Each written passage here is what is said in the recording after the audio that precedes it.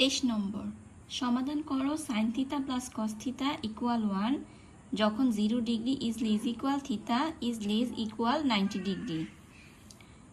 কি লিখব? প্রথমে সমাধান করার জন্য প্রশ্ন যেটা আছে যে sin theta plus cos theta equal 1 সেটা আমি লিখব,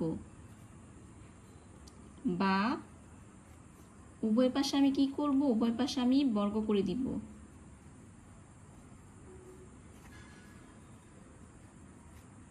এখানে লিখব বর্গ করে,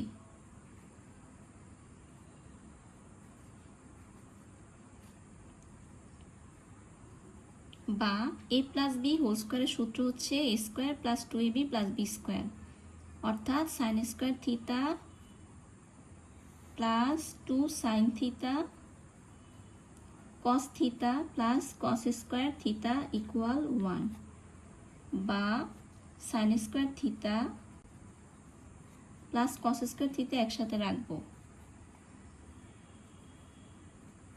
plus 2 sine theta cos theta equal 1।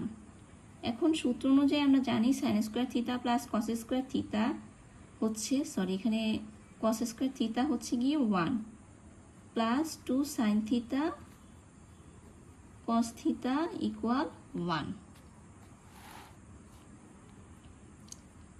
বা এখন 1 যদি ওই পাশে যায় 1 মাইনাস 1 0 হবে, অর্থাৎ 2 sine theta cos theta equal 0।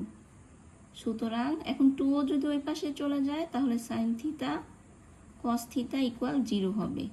এখন হয় একবার সাইন থিটা ইকুয়াল 0 আর একবার কস থিটা ইকুয়াল 0 লিখব। সাইন থিটা ইকুয়াল 0 অথবা কস থিটা ইকুয়াল 0, বা এখন সাইন থিটা ইকুয়াল কি লিখব? যে সাইন কত ডিগ্রির মান 0 সেটা লিখব। তা আমরা জানি সাইন 0 ডিগ্রির মান হচ্ছে 0, তো সুতরাং থিটা ইকুয়াল 0 ডিগ্রি। আবার এখানে মানে কস থিটা সমান 0, এখন কস কত ডিগ্রির মান, কস কত ডিগ্রির মান 0, কস 90 ডিগ্রির মান হচ্ছে 0, থিটা ইকুয়াল কস 90 ডিগ্রি, তো সুতরাং থিটা সমান সমান 90 ডিগ্রি। এখন এখানে দুটা মান পেয়েছি, থিটা ইকুয়াল 0 ডিগ্রি এবং থিটা ইকুয়াল 90 ডিগ্রি, তো সুতরাং নির্ণেয় মান থিটা ইকুয়াল 0 ডিগ্রি বা 90 ডিগ্রি, এটাই হচ্ছে আমার অ্যান্সার।